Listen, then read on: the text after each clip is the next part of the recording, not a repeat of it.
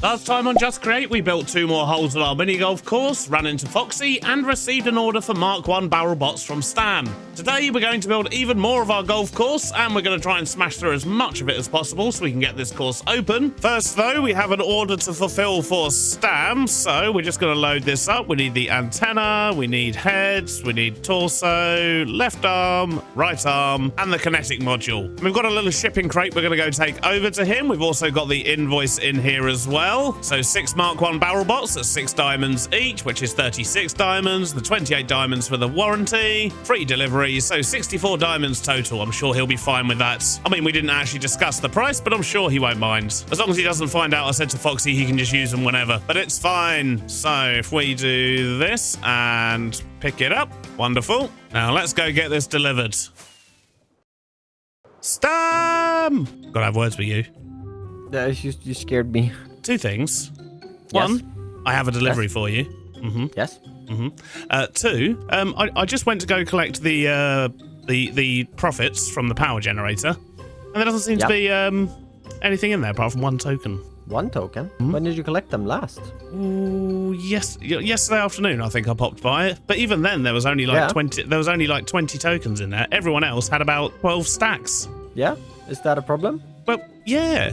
I'm just a bit curious as to how you've made 30 tokens last 3 weeks. That was the first time I emptied it. You see, I still have a stack of tokens in my ender chest, which you gave me for the power thing over there. I haven't bought any tokens yet, really. Yeah, but each token only lasts for 20 minutes, Stam. Yeah. Which means you've only had 10 hours of power in 3 weeks. Yep. You've been on for more than 10 hours. Yeah, I have. It's all just very suspicious, Stam. How is it suspicious? I'm good at saving my power when I'm not here. I'm just good at saving power. Yeah. Think about the environment and all that, you know? I suspect foul play. I have a delivery for you. Where do you want it? Just, I'll stick it in. Be fine. Over here, preferably. No, I'm sticking it right. No. Fine. My path's gonna go there. Oh, Maybe. yeah. You probably don't want it there then. I want it down on my path over here. Oh, look at the happy cast. You just want it here, do you?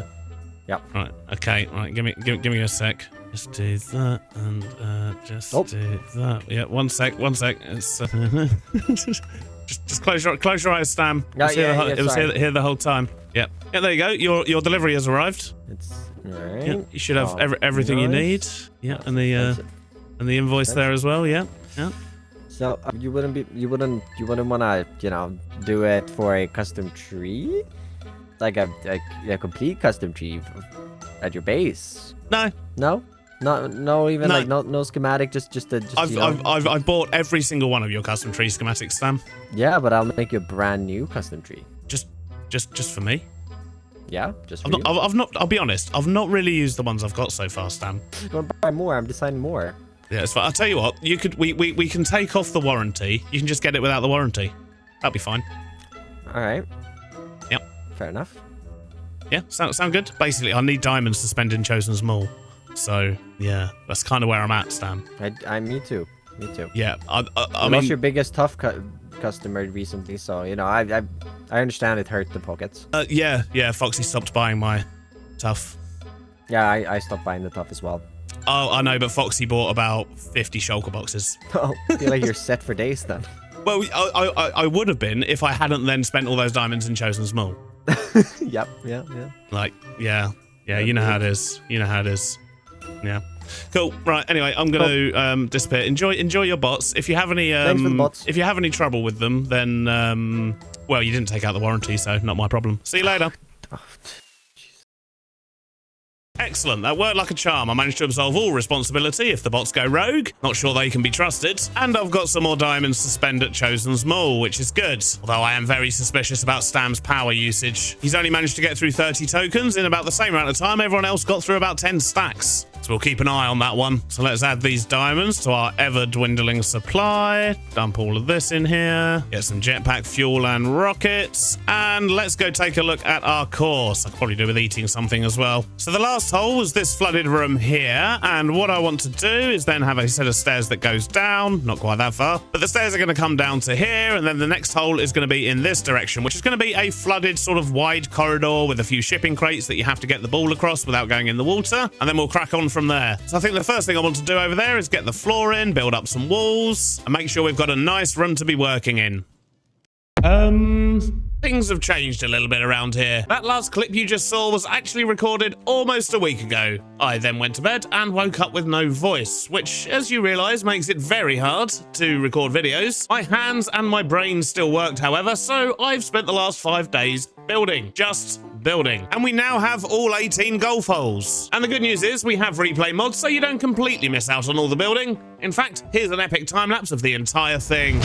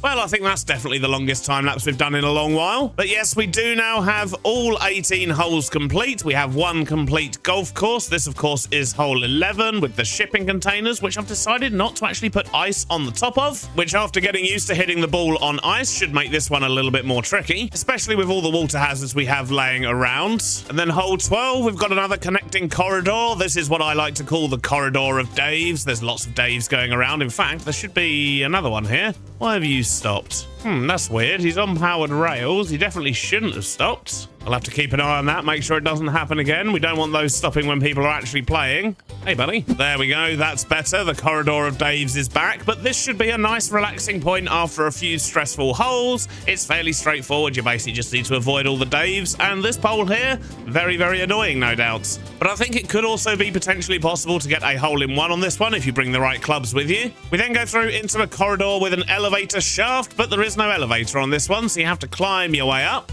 And then this brings us on to hole 13. So this room here, we're starting to actually construct the bits of the robots. At least that's the general thinking. We've got a great big hole here that you need to get over, and then you have a choice. You can either try and hit it over these 3 belts to get onto that side, which after a good few tests is doable, but it's not easy. Or you can use one of these weighted ejector plates over here, which will also launch you over to the other side. If you land on the belts, it's generally going to work out bad. You'll either get your ball destroyed down here, or it'll get picked up by this arm, put on that ejector plate, and sent back to the start. Although from over there, that's the best position you want to be in to try and actually hit it all the way over to this side in one hit. So not necessarily a bad thing. We've then got a big animatronic robot, so you need to make sure that you can hit past his arm, which will then get you over to this side where the hole is. On hole 14, I've introduced a new hazard. So up here, we have a selection of frogs. So all 3 of these frogs will basically label the package with either a number 1, 2, or 3. And then we have frog number 1 over there at the back. This is frog number 2, and that's frog number 3. And this just basically dictates where your ball gets to. And these fire in sequence 1 every second. So you basically need to time your hit into there so that you've left time for the package to actually get into the vault and then get ejected. So you can try and get number 1, which if you do manage to get, is going to deposit the ball over here and into the hole. We've also got a few laying down robots over here. I do like the fallen over shelf as well. It's looking pretty good.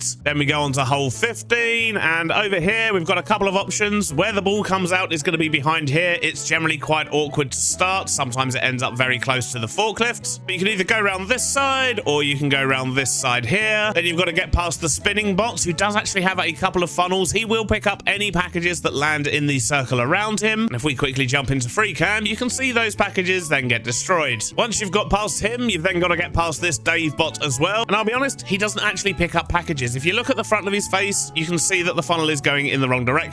He's basically just there to shove the ball around a little bit, but also scare people, because they're probably not going to notice that he can't actually pick anything up. I did initially have him set to pick up the packages, but the problem is, because he goes in such a tight circle, and this funnel picks up, like, not just the block it's on, but also the block in front, there was essentially nowhere safe over here for the ball to be, which pretty much made the hole impossible. So yeah, we got rid of that. We've then got a little corridor that you go through. So this is just where a bunch of completed robots are stored. We've got great big garage doors for them to go through. But this whole bit here is just a transition corridor going into the final room of the course.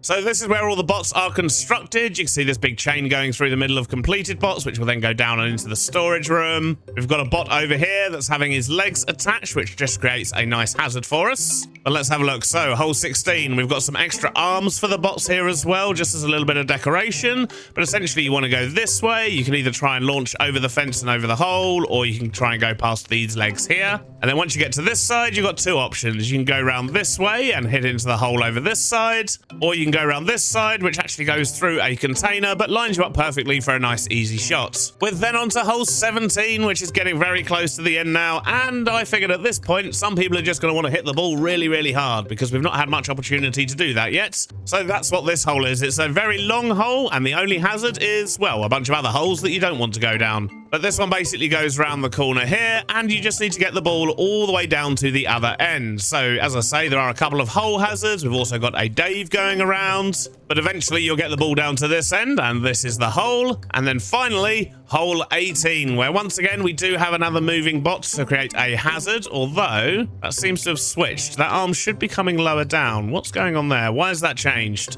I'll have to have a little play around with that. But you can either go around this way or you can cut through the corner. And then once you get here, once again, there's lots of options of what you can do. As you can see, there's many weighted ejectors. They will fling you up on various points around these shipping containers. There's an option here where you go across a great big hole. Or you can go down this side here where we do have the same Dave that's actually on this hole, kind of covers both sides. You can sneak round, and that's the final hole there, which, as you can see, is being guarded by a Dave on an even bigger sweeper. And these things just go round and round the hole. So you just need to make sure you're timing your shots correctly. And depending what pressure plate you land on, if you decide to take that route, you might actually end up right at the front here, which gives you a nice sort of lob shot into the hole, which could be a lot of fun. This bit here is quite dangerous because you want to hit it really hard, but quite often what will happen is you'll end up either in the path of these guys or straight down that hole over there. So yeah, lots of hazards on the last hole, and I do absolutely love these giant Daves. I think they look really cool. And in fact, I love this whole room. I think it's come out really well. But that basically leads us to the end of the course, and then this will be the exit this way. This is the door that will stop the timer once you've putted all of the balls.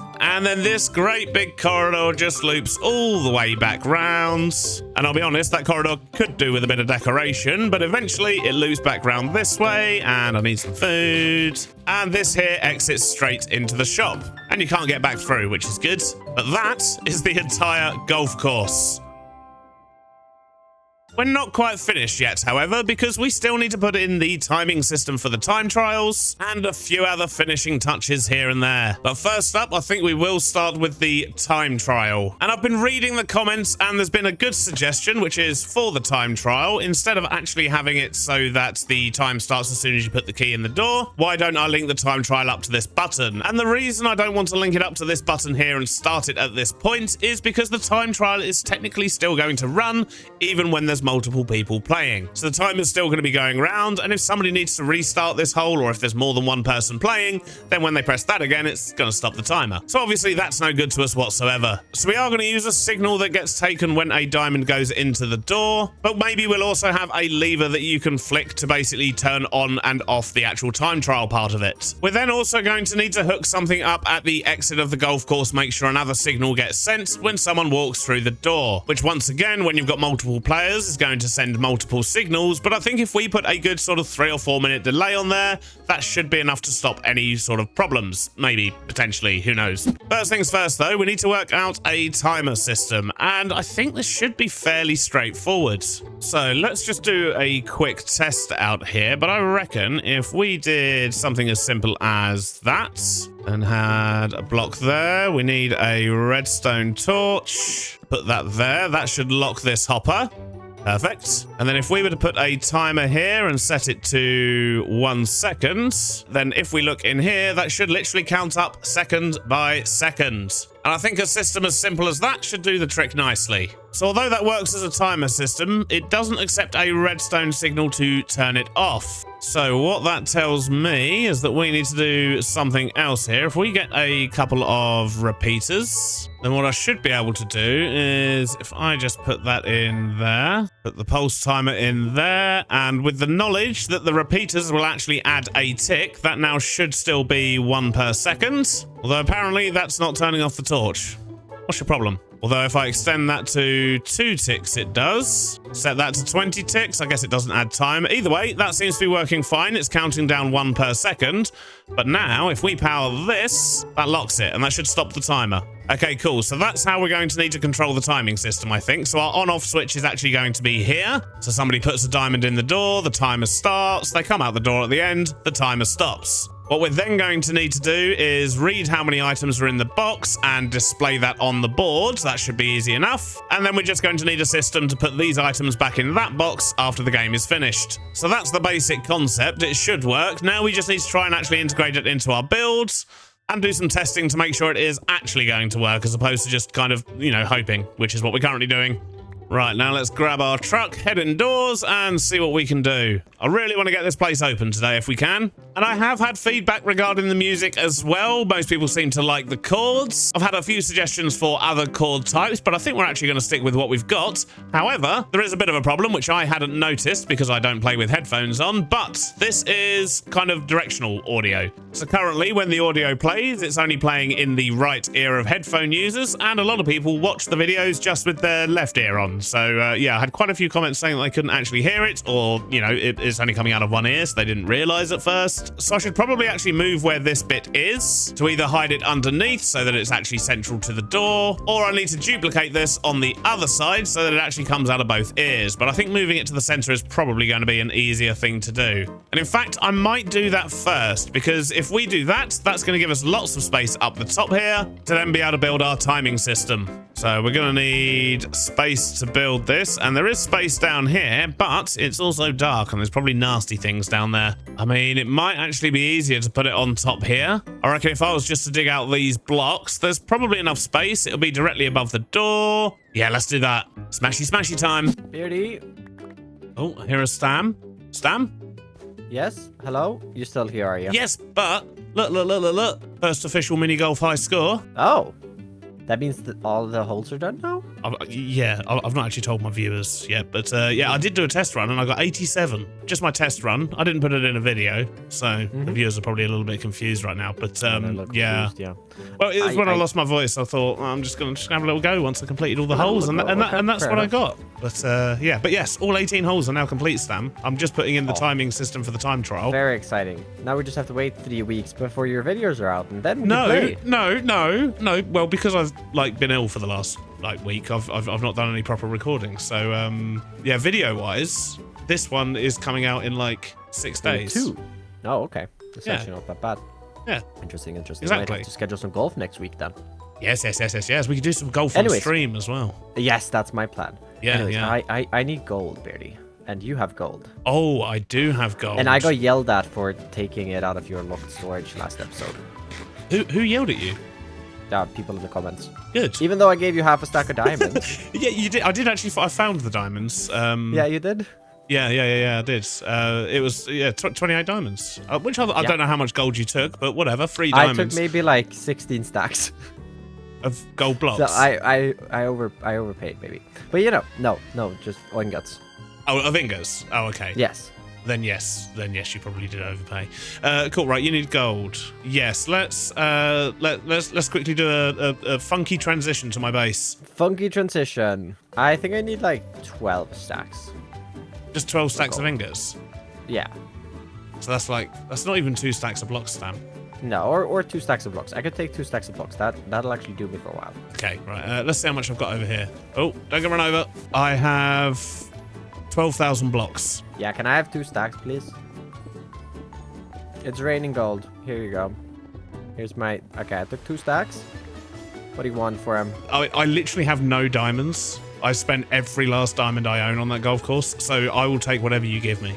Is that fair? For yes, whatever. Literally, I would have taken whatever. Yeah, like You're just that damn bad, huh? even just one of those would give me 9 more diamonds than I previously had. So, do you want me to tell you a secret, Beardy? Another way you're going to be able to spend your diamonds in the future? I don't need another way to spend my diamonds. Build a tree box coming to you soon. I mean, when I eventually get back to this base and building it, I'm going to be spamming your trees everywhere. But now the golf course is done, though, Stam. I can get back to making factories. Yay! I'm actually going to make a minigame soon. It's going to be very exciting. Yeah, apparently like, Chosen's making a minigame. Some big scary clown seems to have popped up in the shopping district. I'm mildly concerned about that thing. I feel a little inspired by all the minigames, so I feel like I need to do something myself. I have a fun idea. So golf, I'm doing the timing system now. And once I've got all that up and working, in theory, it should just be good to go. We got to schedule a match or 2 next week then.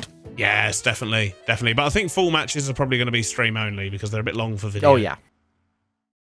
Right, anyway, always lovely to see Stam, the power thief. It's actually been a week since I was over at Stam, so we could go check again and see if he's actually using any power tokens yet. I'm sure he's not actually stealing them, by the way. But yeah, look at that. Look at that creepy clown. He's got like a little spinny mouth and everything. I don't even know if this place is open yet. I don't think it's open yet. I mean, the elevator's not at the top, so I'm going to assume not. And oh, this makes me feel sick. I feel like I'm falling over.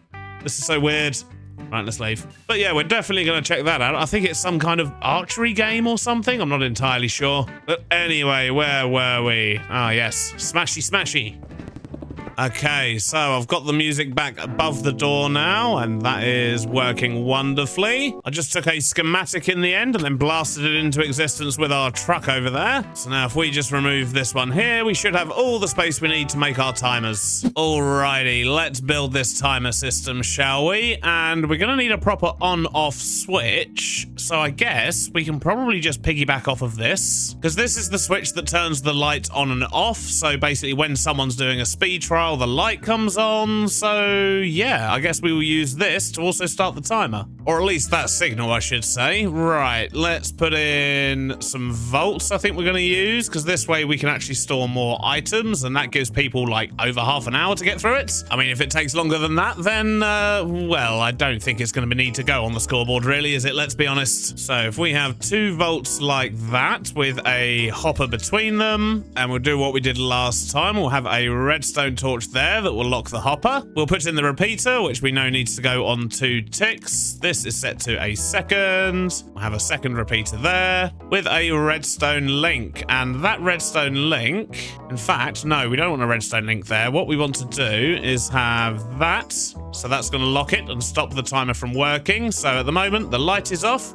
The timer is off, but if we put a redstone link on there that has the same signal as this one, which is a green pane of glass and an oak slab, hopefully we've still got that in our van. Okay, so we have the glass and what else was it? An oak slab. We can easily make one of those. So if we do that and set that to receive, then every time that gets toggled, that's going to start our timer. What we then need to do is when it's in this mode, so when it's locked, that means that there's no one actually on the course. What we need to do is take everything out of here nice and quickly and send it up to the top vault again. So let's grab a bunch of stuff that should be helpful for that task. So the first thing we want to do is empty this as quickly as possible. Let's make a little bit of space down here. So to empty this nice and quickly, we'll then have a belt.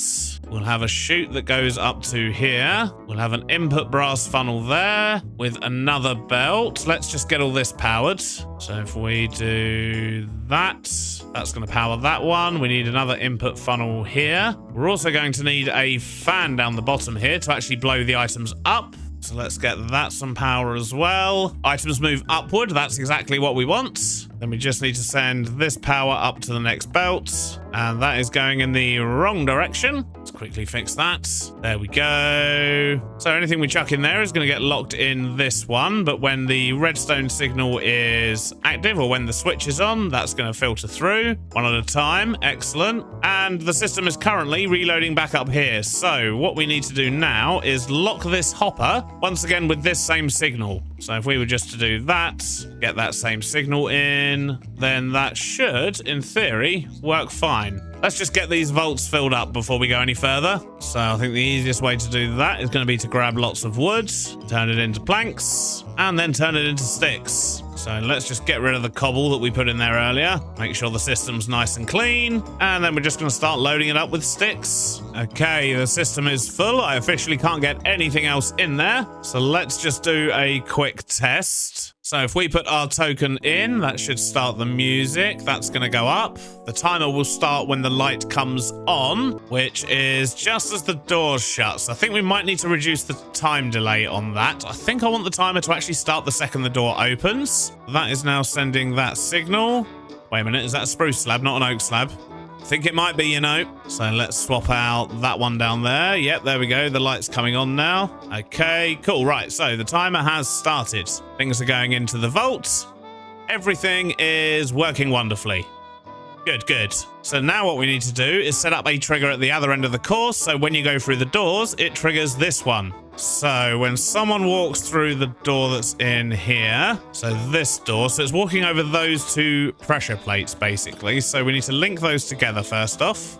So let's get our jetpack back on. So that will be under here. And I need to go get all my redstone bits again. I put them back in my van when I was loading up the sticks. So if we put redstone on there, and we'll put a redstone link there with the brick and the slab. So what if I was to put a pulse extender in here? So when that goes off, it stays lit for 60 seconds. Then it means it doesn't matter if this gets set off more than once, because it's not going to carry on through here again. And that will actually also add a delay, meaning that once the time has ended, it will have enough time to loop back round before the next person can come in. So I've just walked on that button there. Has that lit up the signal? It has. So that should now have stopped my timer and be emptying everything. So yeah, all the sticks have just finished going through. This vault is now empty. Everything's back in the top again. And everything up here has turned off. Brilliant. So now what we want to do is reduce this timer down to maybe 10 seconds. And what that means is the light won't come on and the time won't start until the doors open. But basically, as soon as the player can get in, the timer is starting. Now, one last change I want to make is over here on the light. Ideally, I want the light to stay lit for a minute or so after somebody has finished, just because that way, as I say, it gives time for everything to reset. So if we were to put a pulse extender there, set that to 1 minute, and we'll put a redstone link. Oh, with a slab in there and our lime green glass there. Now that should all be set up. Now what we need to do is actually display the time somewhere. So I'm hoping that a smart observer hooked up to a display link, which we'll attach there, attach that to him, go to line 2, and we want amount of matching items and a prefix of seconds. So at the moment, that should just say 0. Yep, there we go. Latest game time was 0 seconds. But now we've got a bit of a problem, because when someone comes through that door, it's going to switch this signal again, which is then going to send all the items out, and by the time the player gets at the top here, it's going to read 0 again, which is obviously not ideal, because then they don't know their time. So what can we do about that? Maybe what we could do is add another vault. So let me think. If we were to do that and then that, let's get some more vaults, get some more funnels, and then if we were to feed everything into this vault here, put a funnel on there that we can lock. So let's grab a redstone link,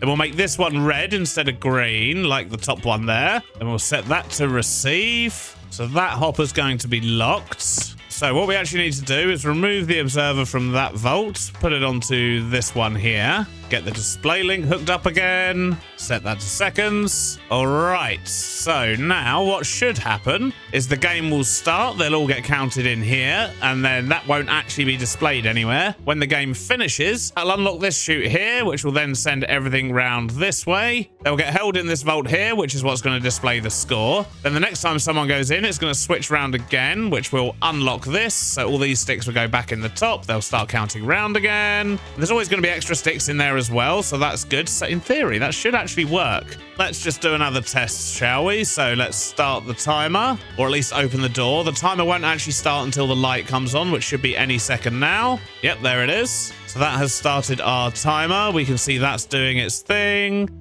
The sticks are going in here. Wonderful. And our game score should still be 0. Perfect. Then if we quickly skip to the end here, break in through the floor, break the door as well. Let's go on the pressure plates. So that has now activated this one, which means our timer should have stopped again. It has. Everything's gone into here. Brilliant. And our score should now be displayed on the board.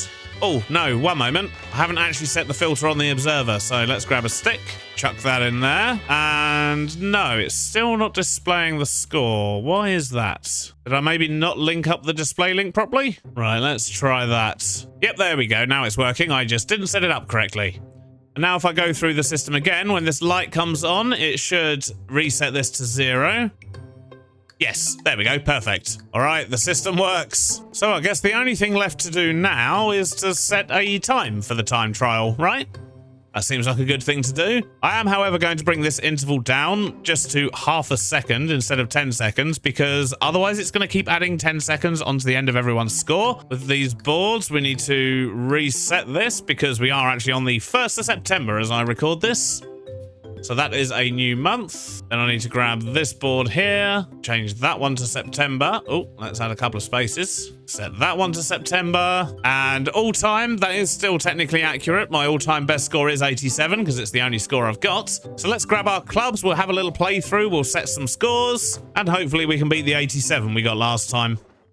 So before we go in, let's choose what clubs we wish to use. I'm thinking maybe the putter Mark II, maybe something in the middle like a 5-iron, and the driver or the wood. Let's go for the driver. Go big or go home, right? Now, first up, although it is going to record a time, I'm actually going to try and set a mini golf high score. I'm going to try and beat my 87 from previously, even though I updated the board. I forgot to update that bit. There we go. So let's play a quick round of golf and see how we get on. Look, okay, I don't want to talk about it. Let's just not talk about it. It definitely didn't go well. But we also need to set a time trial time. So, well, let's give that one a go and see if it goes better.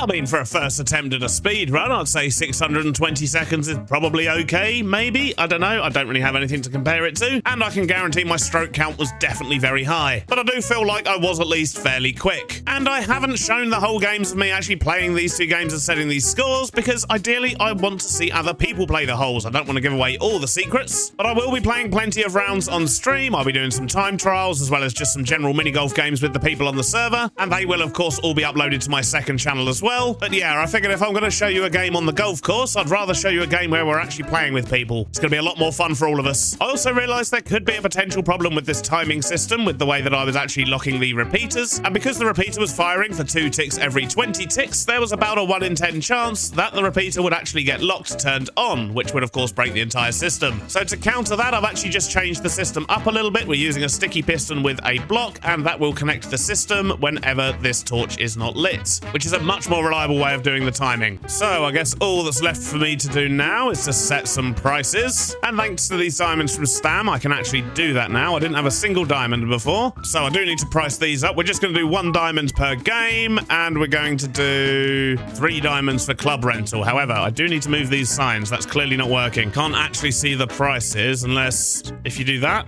Oh, actually, no, it does say at the bottom, doesn't it? Okay, cool.